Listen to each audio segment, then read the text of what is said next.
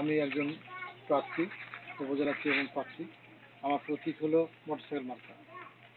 আমি একজন বীর মুক্তিযোদ্ধার সন্তান। আমার বাবা মরহুম রিয়াজউদ্দিন আহমেদ। এখানে যদি কোনো মুরব্বী মায়েরা থেকে থাকেন তাহলে হয়তো আমার বাবার নাম হয়তো শুনতে পারেন, বা হয়তো ওই স্কুলে যারা লেখাপড়া করেছে তারা হয়তো শুনতে পাবে। সেটা মোহনপুর সরকারি হাই স্কুলের অ্যাসিস্ট্যান্ট হেডমাস্টার ছিলেন রিয়াজউদ্দিন আহমেদ আমার বাবা। আর স্কুলের হেডমাস্টার ছিলেন আপনার বাবুশ্রী রাখাল চন্দ্র দাস। তাদের নেতৃত্বে মোহনপুরের বিভিন্ন শিক্ষা প্রতিষ্ঠান থেকে শুরু করে অনেক কিছু তাদের হাত দিয়ে প্রতিষ্ঠিত হয়েছে। তাই আমি গত বছরেও গত যে 5 বছর উপজেলা চেয়ারম্যান নির্বাচন হয়েছিল সেখানেও আমি প্রার্থী ছিলাম। তখন একটা বিষয় ছিল যে জাতীয় প্রতীক ছিল নৌকা এবং ধানের শীষ। এই জাতীয় প্রতীক থাকার কারণে আমি প্রার্থী, যেহেতু আমি একটা দল করি, আওয়ামী লীগের দল করি, আওয়ামী লীগের জেলা যুবলীগের সহসভাপতি, আমি মুক্তিযোদ্ধা সন্তানের সভাপতি ছিলাম। তো সেই ক্ষেত্রে আমি প্রার্থী হিসেবে দাবি করেছিলাম এবং মানুষের দাঁড়িয়ে দাঁড়িয়ে আপনাদের মতো এইভাবে বিভিন্ন গ্রামে গ্রামে ঘুরেছিলাম। ঘোরার পরে দেখা গেল যে তখন এমপি সাহেব ছিল, সাবেক এমপি আইনউদ্দিন সাহেব ছিলেন এবং তারই ভগ্নিপতি অ্যাডভোকেট আব্দুল সালাম। তো যাই হোক, তাদের আত্মীয়তার কারণে এমপি সাহেব বিভিন্নভাবে তদবির করে সেখানে নৌকা প্রতীক সালাম ভাই পেয়েছিল। আমি দল থেকে তখন প্রত্যাহার করে নিই এবং প্রার্থিতা প্রত্যাহার করে নিয়ে আমি দলকে সম্মান করে আমি গতবার থেকে প্রার্থী না করে মাঠেই ছিলাম। দীর্ঘ 17 বছর ধরে আমি উপজেলা চেয়ারম্যান প্রার্থী হিসেবে রাস্তাঘাট বিভিন্ন জায়গাতে মানুষের সাথে স্টলে দেখা সাক্ষাৎ করি, মানুষের বিপদ আপদে পাশে থাকি এবং মেডিকেলের সেবা থেকে শুরু করে আমার মিসেস রাজশাহী মেডিকেলে চাকরি করে, সেই সুবাদে ডাক্তার ছিল আমার কয়েকজন আছে এখনো মেডিকেলের ডাক্তার, তাদের সাথে আমার সুসম্পর্ক আছে। বিভিন্ন মানুষ যখন মোহনপুরের মানুষ যখন কোনো বিপদ আপদে পড়ে আমাকে যখন একটু ফোন করে আমি মেডিকেলে দৌড়ে যাই অন্ততপক্ষে তার পাশে দাঁড়াই। বেড কে পায় না, ডাক্তার দেখে না, অপারেশন হইতে দেরি আছে, 1 মাস 1.5 মাস দেরি আছে, সেইগুলো ডাক্তারদের সাথে সুসম্পর্ক করে আমি কিন্তু 17 বছর 18 বছর ধরে মেডিকেল সেবা দিয়ে আসি।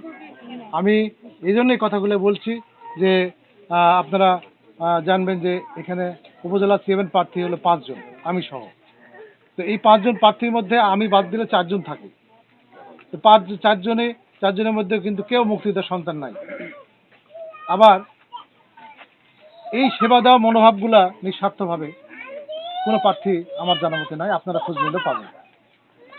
তো সেই জায়গা থেকে আমি আপনাদের কাছে দাবিদার, এখানে মা বোন আছেন, আপনাদের কাছে আমি অবশ্যই দাবিদার, আপনার সন্তানের সমতুল্য এবং আপনাদের ভাইয়ের সমতুল্য।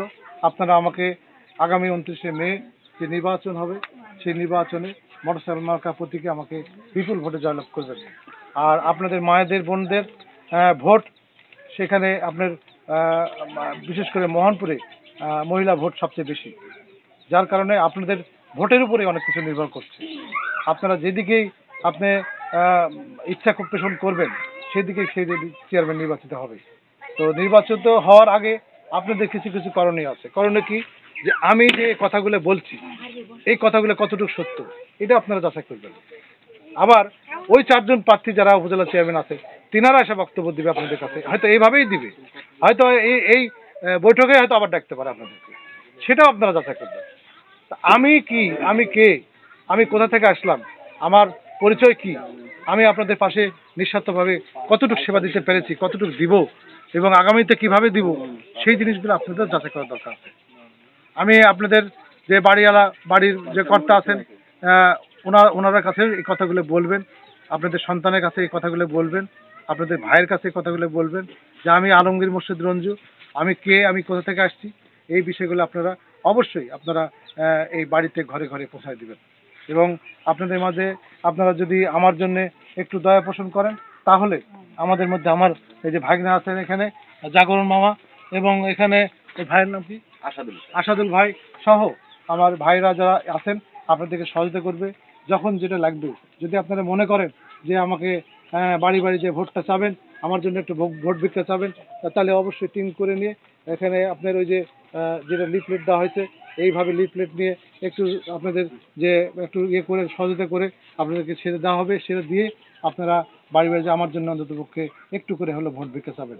আর আমি এখানে একটা জিনিস বলবো যে আমি যদি আল্লাহ আমাকে মহান রাব্বুল আলামিন আমাকে নির্বাচিত করে আপনারা যদি আমাকে সম্মানিত করেন, অবশ্যই এখানে আপনাদের এই জায়গাতে যদি কোনো খাস জায়গা থাকে, আমি যদি চেয়ারে বসতে পারি, তাহলে সেই খাস জায়গার উপরে একটা কুটির শিল্প করে দিব।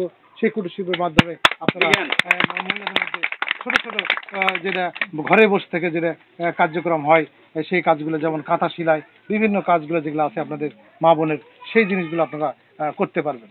সেখান থেকে এই শিল্পগুলো নিয়ে একটা একটা উন্নয়নমূলক হবে, এবং সেখান থেকে আপনারা ওই একজন হয়তো শহর থেকে যারা কিনতে আসে, সেটা আমি কেনার পার্টির ব্যবস্থা করে দিব।